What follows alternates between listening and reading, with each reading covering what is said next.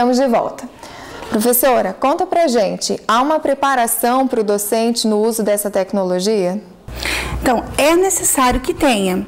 Então, nós sabemos que para perceber as grades curriculares, é necessário haver um estudo intenso dos próprios colegiados de cada curso de licenciatura. Por que licenciatura? Efetivamente, os bacharéis, eles não estão habilitados para a docência. Então, nós trabalhamos com o bacharelado e se essa pessoa, esse profissional, for buscar a docência, ele faz um curso de formação pedagógica para estar atuando como docente, principalmente no ensino superior ou nos cursos profissionalizantes. Então, os cursos de licenciatura são justamente aqueles cursos que visam preparar o profissional entre outra atividade profissional, a de docência. Então, neste caso, muitos cursos, infelizmente, não possuem na grade curricular uma disciplina específica para a formação tecnológica, ou educação tecnológica, ou tecnologias aplicadas à educação, enfim, esses parâmetros que voltam-se à questão tecnológica. Aí nós temos um problema. O profissional muitas vezes ele cola seu grau sem problema nenhum, ele muitas vezes atua na instituição escolar privada ou pública, só que ele vai encontrar as tecnologias, tanto na instituição privada quanto na questão pública, e aí como é que ele vai operacionalizar esse trabalho? Então, a partir do momento em que se houve essa necessidade, nós ponderamos que o professor precisa ter uma formação continuada. E é essa formação continuada que poderá subsidiá-lo para o trabalho com as tecnologias. Não só com as tecnologias, então todo professor tem a sua formação inicial. Então partimos ali do ensino superior. Depois dessa formação inicial, ele vai ter a sua formação continuada, seja em estudos adicionais, seja em cursos de pequena contribuição de carga horária ou maior, cursos lato sensu, né, de pós-graduação logo depois da graduação, ou mesmo os cursos de pós-graduação stricto sensu, em nível de mestrado e doutorado. Então, esse professor, ele busca constantemente se atualizar, ele vai conseguir operacionalizar sem problema nenhum a questão do trabalho tecnológico. Infelizmente, aquele professor que só teve a oportunidade da formação inicial e não teve outras oportunidades nessa área tecnológica, ele pode encontrar maiores dificuldades. Mas hoje, felizmente, até mesmo as verbas públicas são destinadas para essa formação. Então, tanto em rede estadual quanto em rede municipal, há uma formação voltada para essa questão tecnológica, não é? E nós temos, no caso, alguns municípios próximos a Cascavel, que inclusive já estão trabalhando mais intensamente nessa formação, porque receberam computadores específicos para os alunos, e aí houve a necessidade muito mais emergente do que os demais que dispõem de laboratórios de informática. Professora, e quais são os recursos utilizados dentro da sala de aula? Então, o professor pode, a partir do momento em que ele busca o trabalho com a tecnologia, desde trabalhar com um computador e o projetor multimídia, com demonstrações ou com pequenos trechos de filmes, ou mesmo com algumas reportagens, não é, específicas do conteúdo, então é uma visibilidade enquanto documentários. E ele pode também usufruir do material, no caso, enquanto um computador por aluno ou 2 alunos em um computador. No passado, muito se falou, olha, é importante que esteja um computador por aluno. Então, hoje nós sabemos que dentro das teorias de interação e o trabalho com interatividade, mesmo no crescimento ético e moral do ser humano, o bom seria que estivessem 2 alunos utilizando um computador.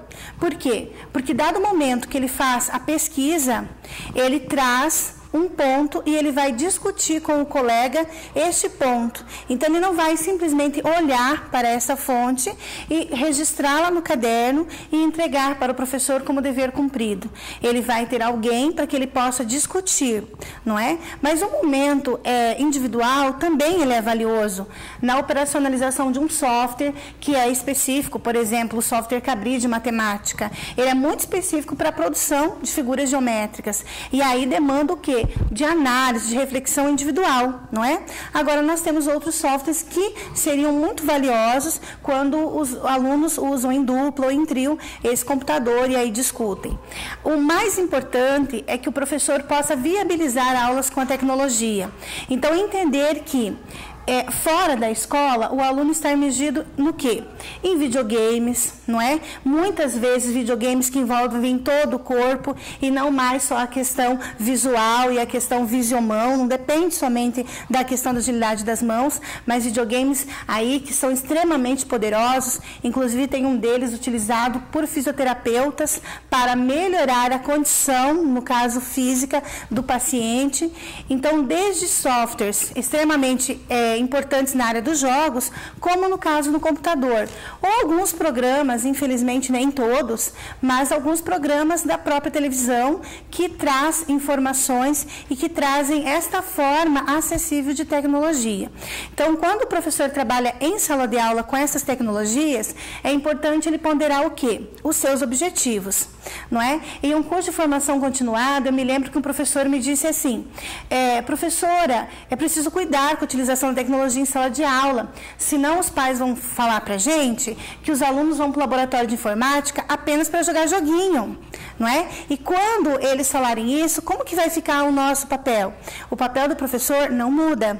Ele continua, ele é constante. Jamais a tecnologia, o computador vai substituir o professor, porque ele é ser humano. E essa interação com o ser humano que traz a produção do conhecimento. É essa análise, essa discussão, esse amadurecimento.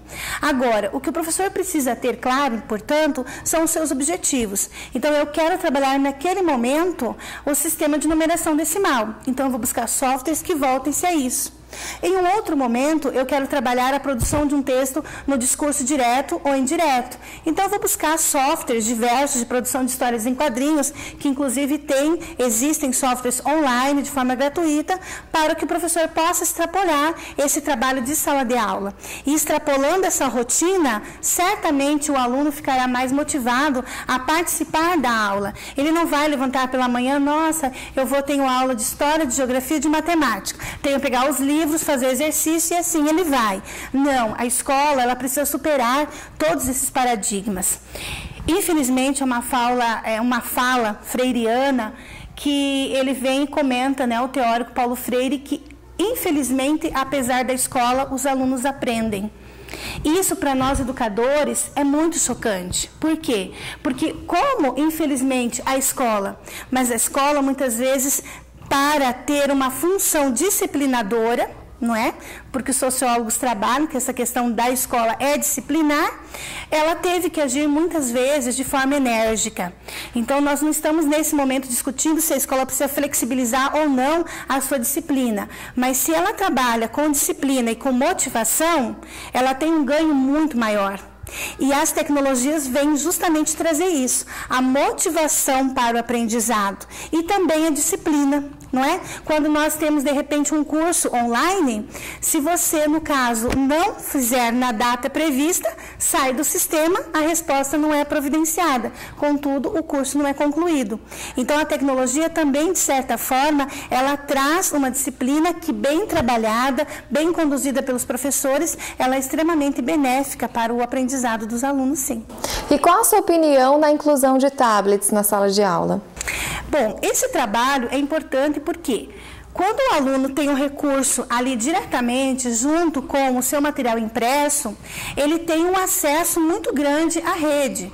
Agora, o que nós não podemos, de repente, imaginar é que o aluno, porque ele terá um tablet, ou um netbook, ou um notebook, enfim, qualquer aparato que lembre a tecnologia computacional, ele vai então deixar o seu material em casa, os seus cadernos, os seus livros, de repente irão acabar as bibliotecas com livros impressos. Não é isso. Não vai substituir. Não é isso que vai acontecer. O que acontece é um agregar de condições pedagógicas. E esse acréscimo é importante por quê? Porque porque o professor tem uma diversidade de materiais e isso propicia muito mais o aprendizado do aluno. Então, quando o aluno tem, de repente, um tablet para operacionalizar, o professor pode rapidamente pedir para que eles entrem, por exemplo, no acesso no site das Cavernas de Lascaux e façam imediatamente na aula de história uma viagem virtual nas cavernas da França. Então, olha como é a dimensão que a tecnologia, que a internet propicia. Agora, nós também não podemos esquecer que essa usabilidade, ela tem uma certa restrição. De repente, algum pai, alguma mãe pode questionar, não, mas eles não vão mais escrever, então, esse não é o melhor caminho segundo as teorias que nós estamos trabalhando até então. Talvez, com o passar dos anos, possa-se trabalhar outras teorias e trazer maiores comprovações. Mas, atualmente, as comprovações que nós temos é que o computador deve ser utilizado em sala de aula, isso sem sombra de dúvida, em âmbito individual, cada aluno ter o seu instrumento de trabalho, ou em âmbito coletivo, a partir de um projetor multimídia, mas é preciso ponderar que há a necessidade do aluno proceder um registro próprio, fazer a sua produção, não é? Porque a partir do momento que ele produz um texto, certo? Essa produção do texto vai trazer para ele, de fato, a significância das normas padrão. Agora, se ele pode produzir no tablet, no editor de texto? Certamente. Agora, o tempo que ele vai demorar para trabalhar com aquela ferramenta, ele pode, de repente, com uma outra ferramenta, ser mais ágil. Quando ele está preocupado em operacionalizar a ferramenta, ele deixa de ser, muitas vezes, criativo. E para produzir um texto, por exemplo, a criatividade deve seguir muito ampla, tem que ser uma forma, né, muito gostosa de escrever, de produzir. Então, atualmente, o que nós aconselhamos é que o professor utilize as duas ferramentas. O computador, o caderno, o livro didático, os livros da biblioteca, não é? N fontes que ele possa estar utilizando. Então, as duas formas, de tal maneira que o digital, não é? E o material impresso. Então, que utilize isso concomitante para que a gente possa perceber toda essa rentabilidade que o aluno tem. E tem uma grande rentabilidade. Então, não excluir a tecnologia, mas também não usufruí-la de uma forma íntegra, não é? E total em cima dessa produção, pensando, não, eu preciso preparar esse indivíduo para o mercado de trabalho. E quanto mais cedo eu prepará-lo e inseri-lo no ambiente tecnológico, mais sucesso ele terá no futuro. Ele terá sucesso no futuro, certamente, se for instigado a desenvolver as suas potencialidades, a sua criatividade, né? A sua ética, a sua moral, não é? Então, todas essas questões que são natas do ser humano. Professora Marciana, muito obrigada pela sua participação no Papo sobre Educação. Espero que você volte muitas vezes. Dispõe. A você que nos assistiu, muito obrigada e até a próxima edição do programa Papo sobre Educação. Tchau!